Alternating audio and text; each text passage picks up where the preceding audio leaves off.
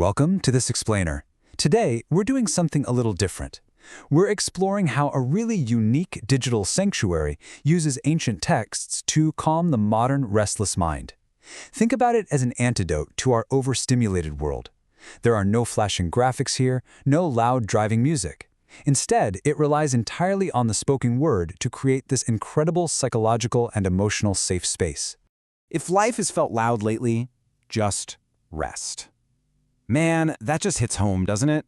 This is exactly how the creator hooks the listener right from the jump. It meets the exhausted, overstimulated viewer exactly where they are.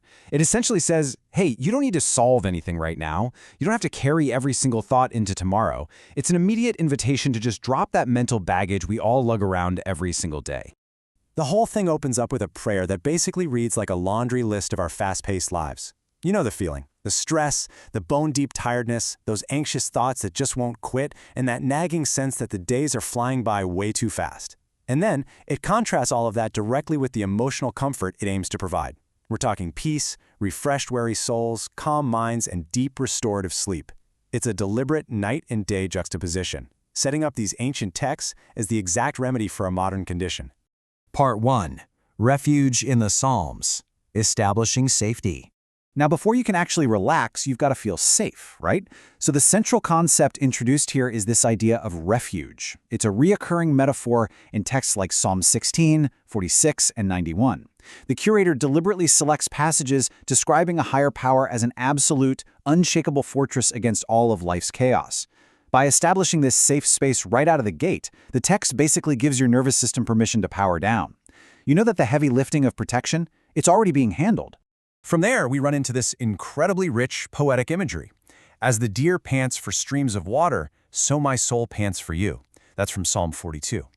And this isn't just pretty poetry, it's actively validating the human experience. It fully acknowledges spiritual thirsts, depression, and just total weariness. It's essentially telling the listener, hey, it is completely okay that you feel drained. It normalizes the struggle before ever trying to offer the comfort. And then, the narrative totally pivots. He will cover you with his feathers, and under his wings you will find refuge.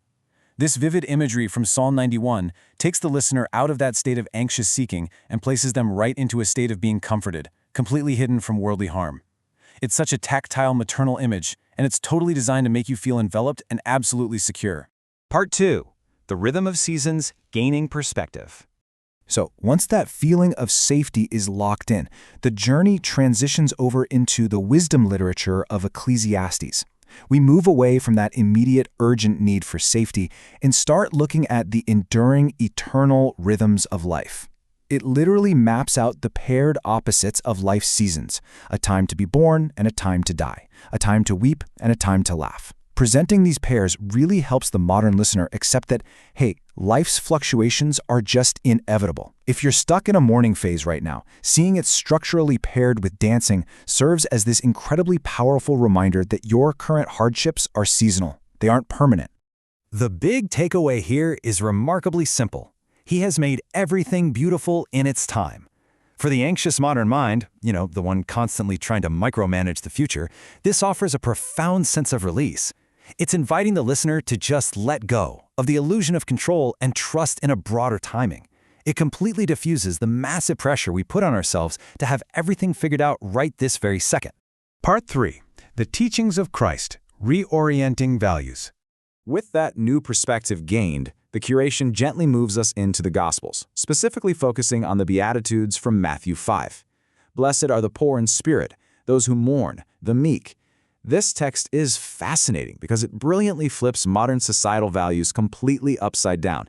We live in a world that constantly screams we have to be ruthless, wealthy, and always winning just to be valued. But these ancient words, they offer a profound comfort. They tell the humble, the hurting, and the gentle that actually, they are the ones who hold the absolute highest value. From there, the explainer shifts from internal values to external actions, bringing in the really famous parable of the Good Samaritan. A traveler gets attacked. Respected religious figures, they just pass right by. But a social outcast, the Samaritan, stops, takes pity, bandages the guy's wounds, and even pays for his care at an inn. This narrative provides a super practical, grounding call to action. It cuts right through our complex, modern anxieties and simplifies our entire purpose down to this: love your neighbor without prejudice. Building on that sense of simplicity, the text then goes directly after the core issue we're talking about today, worry. Look at the birds of the air. Consider the flowers of the field. Can worrying add a single hour to your life?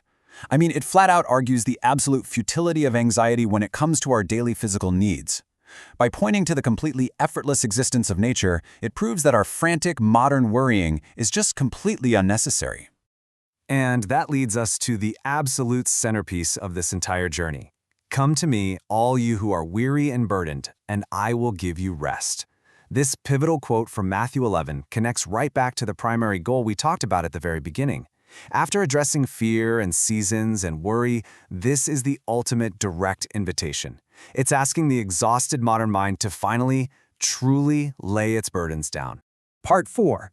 Ultimate Peace and Assurance, the climax. So, we've moved from seeking safety to understanding life's seasons to totally reorienting our values. And now we arrive at absolute certainty in the epistles. If God is for us, who can be against us? That rhetorical question, drawn straight from Romans 8, is a really striking transition into themes of unshakable confidence. It boldly claims a promise of absolute support, effectively silencing that harsh inner critic that so often keeps us awake staring at the ceiling at 2 a.m. To really cement that confidence, the text lists out the absolute forces that literally cannot separate a person from divine love. Neither death nor life, neither angels nor demons, neither the present nor the future, not height, not depth. By systematically ruling out every single conceivable cosmic or earthly threat, it reinforces this ultimate, unbreakable safety. It is a comprehensive lockdown against fear. All of this builds into one final, lingering promise from Philippians 4. Do not be anxious about anything, and the peace of God, which transcends all understanding, will guard your hearts.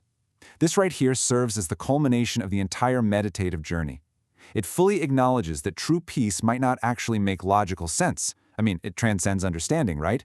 But it promises that this peace will stand guard over your emotional and mental state. It is, quite literally, the ultimate antidote to the noise.